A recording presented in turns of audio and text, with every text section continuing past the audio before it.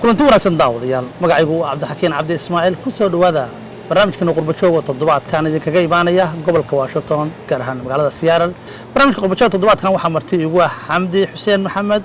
oo loo doortay guddiga dekedaha iyo garoomada oo noqotay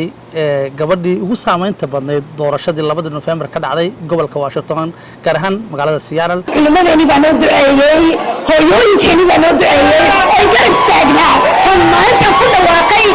ilaa maanta ay garab taagay oo ii duceeya oo dhaqaalooda i siiyey oo daarada nala garaacay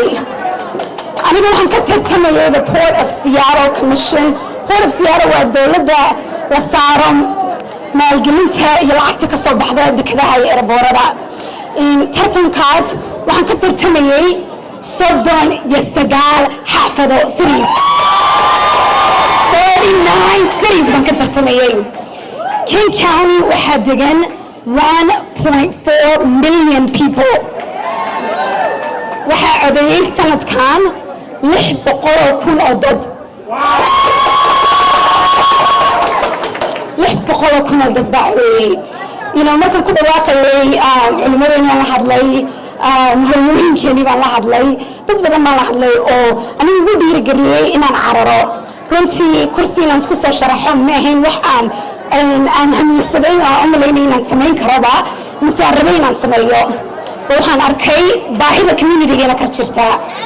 really aniga waxaan u shaqeeyaa King County oo aan ahay la taliyo dhanka sharciyada COVID-19 teamka ku dhex jira baan ka dhex shaqeeya gudaheeda waxaan arkay how this pandemic cudurkan coronavirus siduu communityadayna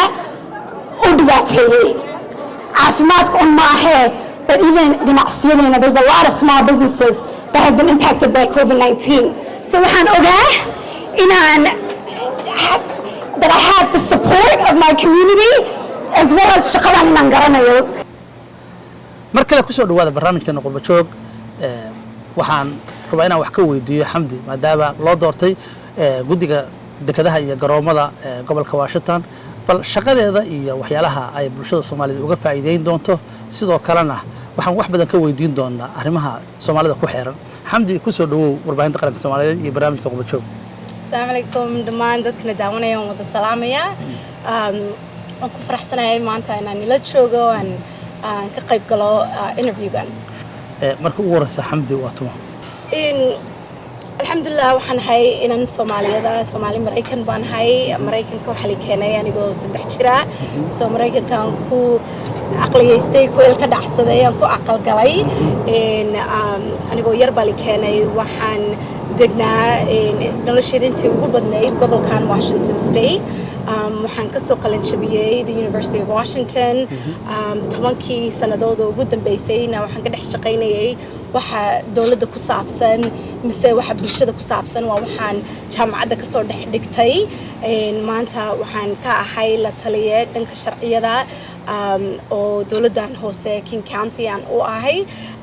ka horna waxaan u shaqayn jiray inaan xil haysa oo la dhaho US Congresswoman Jayapal xilkay haysa waa xil u dhigmada sida ka Ilhan Omar District 7 bay xilkaas ka haysa gobolkan Washington State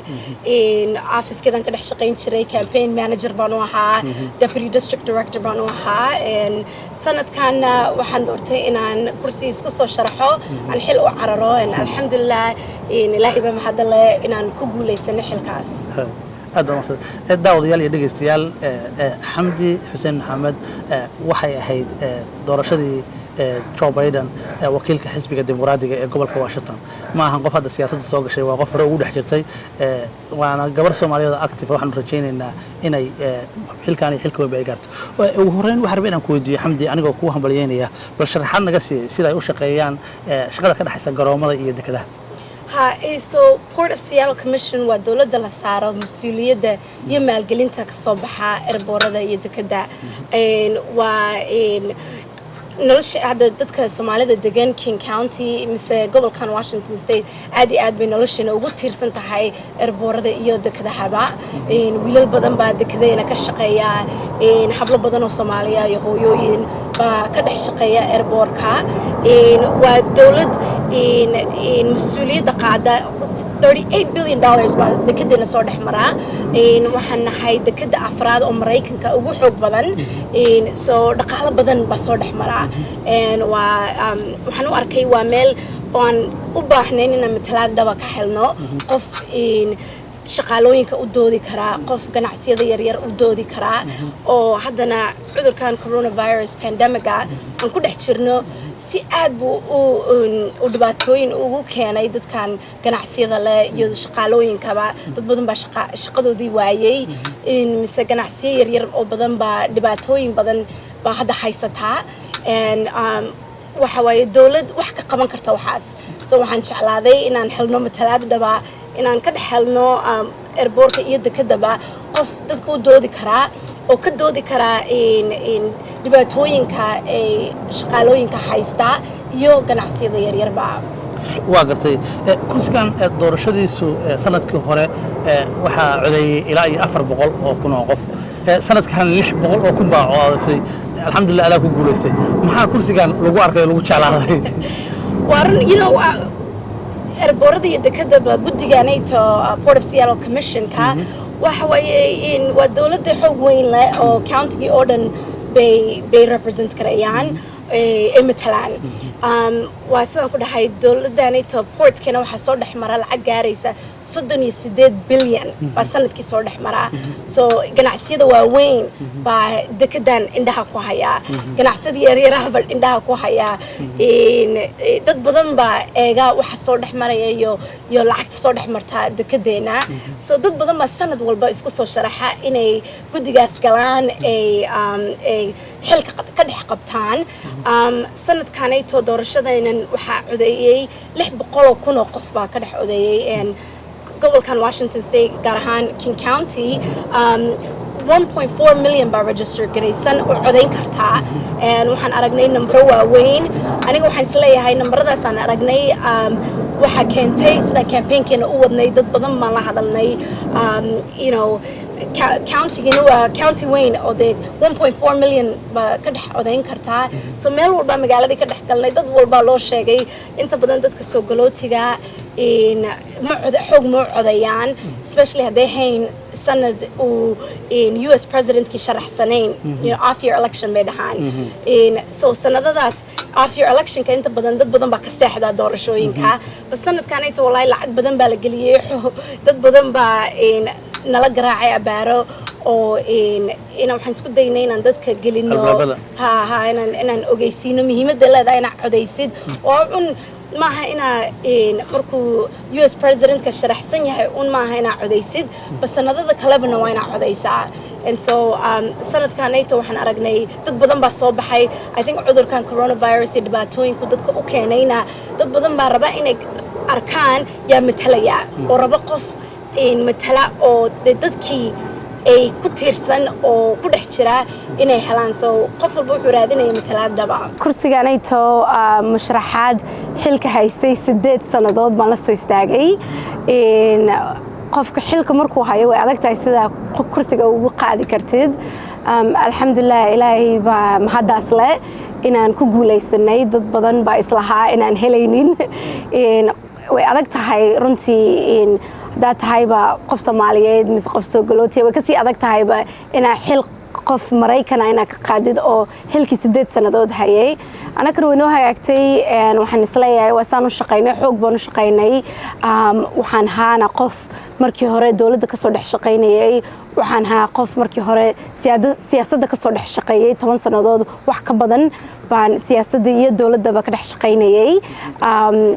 waxaana taageersanaa 60 qof oo xil haya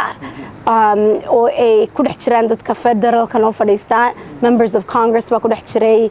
US Senator Bernie Sanders oo isku soo sharaxay US President-kii sanadkii hore 2020 baana taageersanaa and so dadkaas oo dhan oo xilka hayo na taageersan iyo bulshadii nala jirta iyo anakii dhaqaale badanna waan wadanay alxamdulillah dad badan baa na garab galay oo na caawiyay oo dhaqaalahoodina siiyey and so waxaas oo dhan markaa isku keentid runtii waxaan isleeyahay waxaas baan u guuleysanay oo aan طبعا dadka Soomaaliyeed inta badan ba waxa sida aad u sheegtay ama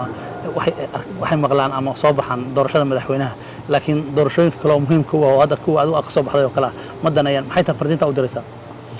والله Somali Maraykanka waxa waaye dad xoog u shaqeeya waan ku faraxsanahay inaan Somali Maraykan aan hay si mugi miisaan leh baan dhammaan Soomaalida Maraykanka degan ugu mahad celinaya wallahi dad Minnesota degan magaalooyin badan oo Maraykanka gudaheeda degan baana ka campaignkeena taageeray oo waxaan isleeyahay Soomaalida meel walba ay joogaan waxaan nahay dad isku duuban oo isjecel waxaan ku dhahayaa Soomaalida meel walba degan tidin haddii rabto Soomaaliya noqoto mise Maraykanka noqoto codkaada xoog buu leeyahay soo coday marka codayn kartid mar walba waxa raadisa qof ku matali kara oo waxa u baahan tahay ka hadli kara ku doodi kara and so mar walba dadka waxaan ogeysiiyay anigoo yar baan bilaabay shaqadaas think 16 jir baan ahaa markan dadka ku dhigi jiray coday sanadkan inta 11 ina codaysid because waxaan aaminsanahay codkaada waa xoogaada waa inaad ka qayb gashaa dawladda ku dhex degan tahay waa gartay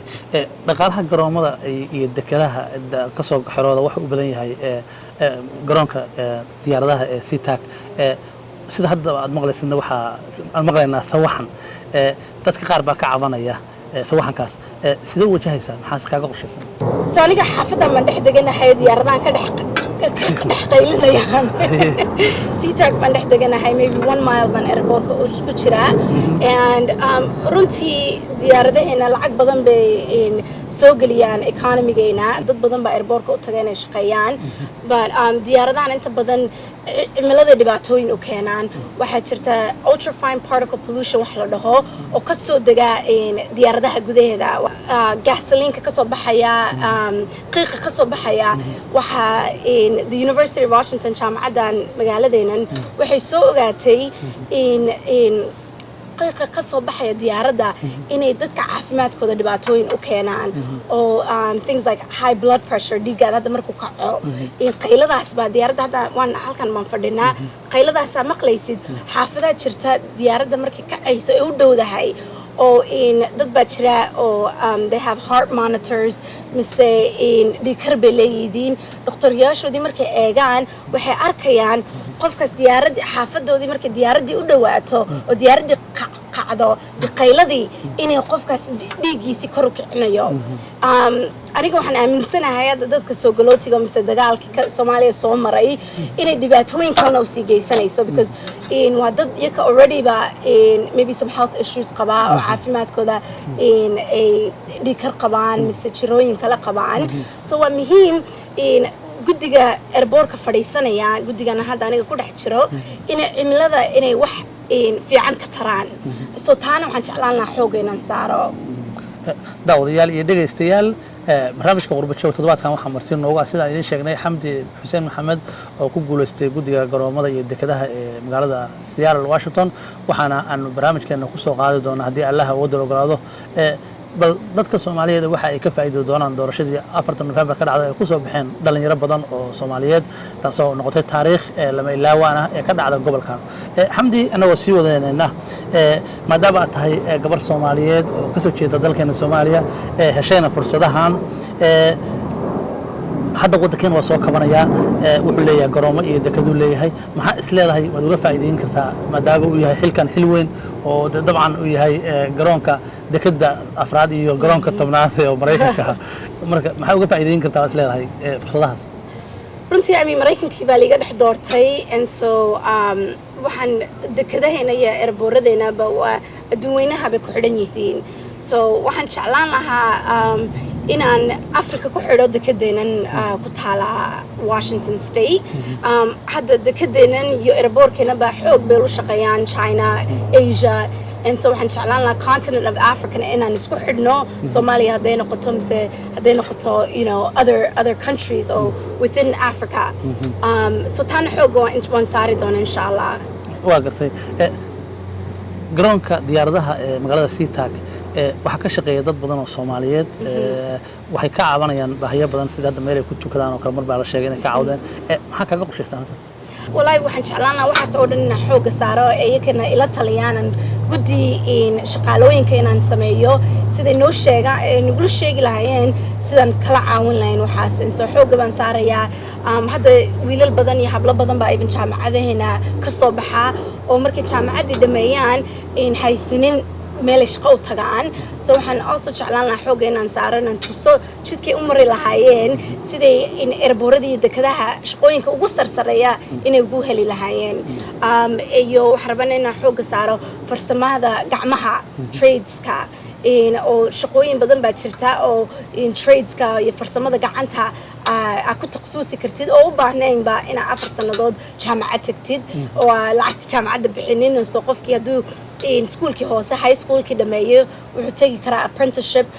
in school yaro maybe 6 bilood mise in sanad uu dhiganayo buu dhiganayaa markaas markuu dhameeyo in schoolka straight schoolka